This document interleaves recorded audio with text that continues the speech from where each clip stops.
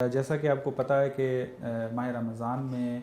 بعض احکام جو ہیں کفارے کے ساتھ مربوط ہوتے ہیں،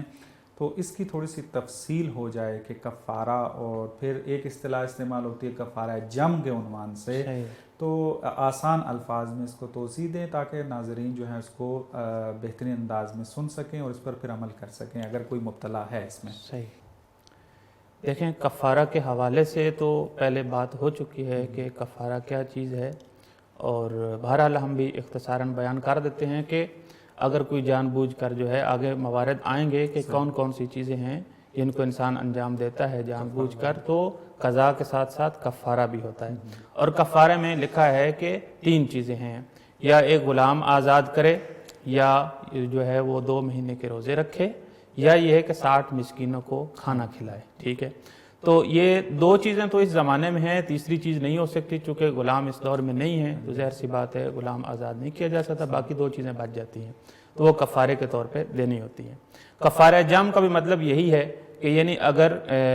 بعض اوقات یہ بھی ہوتا ہے کوئی ایسا فعل انجام دیں جس کی وجہ سے کفارہ جم یعنی دونوں اکٹھے کفارے ادا کرنا ہوں گے، یعنی ایک صورت میں ہم الگ الگ کر رہے ہوتے ہیں، مثلا یا روزہ جی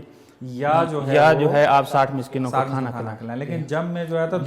دونوں کام انجام روزے بھی رکھنے ہیں 60 اور مسکینوں کو کھانا بھی کھلانا ہے۔ اب جو ہے وہ کون کون سے موارد ہیں کہ جہاں پہ کفارہ جو ہے وہ واجب ہوتا ہے، تو دیکھیں جتنے بھی مبطلات روزہ ہیں توضیح المسائل میں لکھے ہوئے ہیں، 8 یا 9 جو ہے وہ مبطلات روزہ ہیں، تو ان میں سے اگر کوئی شخص بغیر کسی مجبوری کے جان بوجھ کر کھاتا ہے، پیتا ہے، یا جماع کرتا ہے، یا استمناء کرتا ہے، یا اذان صبح تک حالت جنابت پہ باقی رہتا ہے، غسل نہیں کرتا ہے، تو ان صورتوں میں یہ مبطلات روزہ جو ہیں، ان تمام مبطلات روزہ میں سے یہ فقط چیزیں جو ہیں اگر ان کو کوئی جان بوجھ کر انجام دیتا ہے تو اس پہ قضا کے ساتھ ساتھ کفارہ بھی ہے۔ کفارہ بھی تخیر والا ہے، اور کفارہ بھی یا یہ کہ 60 مسکینوں کو کھانا کھلائے، یا یہ کہ وہ 2 مہینے کے روزے رکھے۔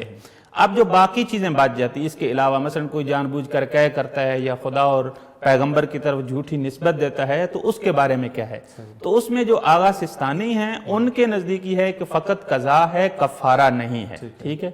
آغا خامنائی کے نزدیک جو ہے اگر کوئی خدا اور رسول کی طرف جھوٹی نسبت دیتا ہے جان بوجھ کر، تو انہوں نے کہا ہے کہ کفارہ جم ادا کرنا ہوگا، یعنی 60 مسکینوں کو کھانا بھی کھلانا ہوگا اور 2 مہینے کے روزے بھی رکھنے ہوں گے، قضا کے ساتھ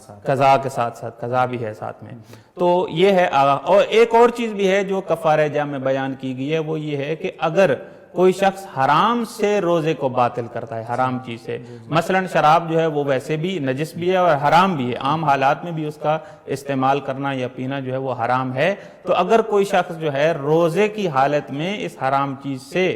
جو ہے روزے کو باطل کرتا ہے، یا حالت حیض میں وائف سے جماع کرنا جو ہے وہ حرام ہے، ہم بستری کرنا حرام ہے، تو اگر روزے کی حالت میں کوئی ایسا کرتا ہے تو آغا خامنائی کے نزدیک جو ہے اس کے لیے بھی کفارہ جم ادا کرنا ہوگا، چونکہ اس نے حرام فعل انجام دیا۔ جی۔ البتہ آغا سستانی نے یہاں پہ احتیاط مستحب لگائی ہے کہ وہ کفارہ جم ادا کرے۔ جی،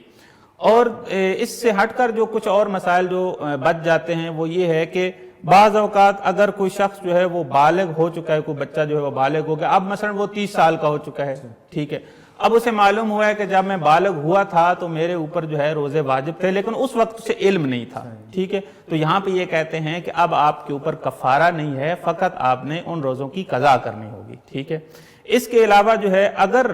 کوئی شخص جو ہے قضا میں تاخیر کرتا ہے، مطلب یہ ہے کہ اب یہ جو ماہ رمضان ہے اس میں اگر کسی کا کوئی روزہ چھوٹ جاتا ہے تو اس کو اجازت دی گئی ہے کہ اگلے ماہ رمضان تک جو ہے 1 سال پورا اس کے پاس ٹائم ہے کہ اس روزے کی قضا کرے، لیکن کوئی شخص جان بوجھ کر جو ہے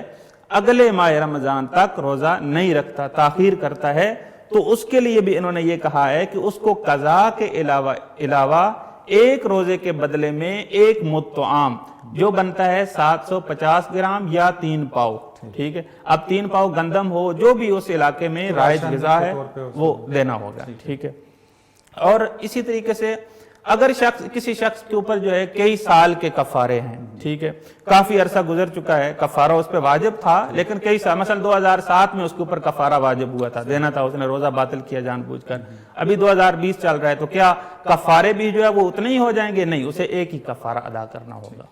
تقریباً یہی مسائل ہیں جی. اس میں تکمیلی اگر ہم نے پچھلی بھی گفتگو کی تھی، تاکیداً کچھ مطالب عرض کرنا چاہوں گا اس کفارے کے بعد میں. پہلی جو گفتگو جو ہم کر چکے ہیں پچھلی ڈسکشن میں، کہ جو ہم نے کہا کہ 60 دن روزے رکھنے، اس میں سے 31 روزے جو ہیں وہ متوالی رکھنے ہیں. اس کو نہ بھولیں سامعین محترم، اس کا خیال رکھیں کہ کفارہ جب بھی ادا کرنا ہوگا، خدا نہ کرے کہ اس نوبت تک ہم لوگ پہنچے اور اپنے وظائف کو اچھی طرح سے حاصل بھی کریں اور انشاءاللہ اس پر عمل بھی کریں. لیکن اگر کفارہ جم آ جاتا ہے یا کفارہ آ جاتا ہے تو 31 روزوں کو مسلسل ہمیں انجام دینا ہوگا. اور اس میں بیان کیا گیا تو پھر نئے سرے سے دوبارہ شروع جی مردوں کے لیے بیان کیا گیا ہے کہ وہ باقاعدہ پلاننگ سے رکھیں کہ بیچ میں کوئی ایسا حرام روزہ نہ ہے جیسے عید کا روزہ. اور خواتین کے اگر مخصوص ایام آ جاتے ہیں تو اس میں سے استثناء موجود ہے، کوئی حرج نہیں ہے، وہ کنٹینیو کر سکتی ہیں خواتین.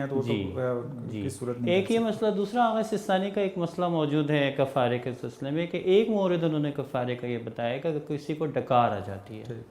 اور ایسے آتی ہے کہ اس میں خون بھی شامل ہو جاتا ہے، اور خون ظاہر ہمیں پتہ ہے نجس ہے اور ہم نہیں کھا سکتے. اب اس نجس خون کو جان بوجھ کے اگر کوئی واپس لے جاتا ہے، خون کو بھی اور غذا کو بھی، تو کیونکہ نجس چیز سے اس نے طعام کیا ہے، افطار کیا ہے، تو یہاں پر آغا سستانی کا فتویٰ ہے کہ یہاں پہ بھی کفارہ دینا ہوگا. تو یہ مسئلہ جو ہے وضاحت. بہت شکریہ.